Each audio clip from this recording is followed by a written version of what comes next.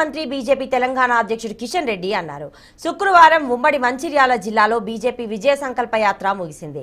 ఈ యాత్రలో కిషన్ రెడ్డి పాల్గొని మాట్లాడుతూ త్వరలో జరగబోయే ఎన్నికల్లో దేశానికి మేలు చేసే నాయకుడిని ఎన్నుకోవాలని చెప్పారు. 2014 ముందు దేశ పరిస్థితి ఎలా ఉందో, గడిచిన 9.5 ఏళ్లలో ఎలా ఉందో ప్రజలే ఆలోచించుకోవాలని తెలిపారు.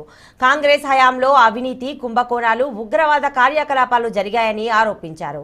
పాకిస్తాన్ లాంటి దేశాలు ఇండియాను చూసి భయపడేలా చేసిన ఘనత నరేంద్ర మోదీదే అని వ్యాఖ్యానించారు. దేశ భవిష్యత్తు కోసం మోదీని మళ్లీ ఆశీర్వదించాలని కిషన్ రెడ్డి కోరారు.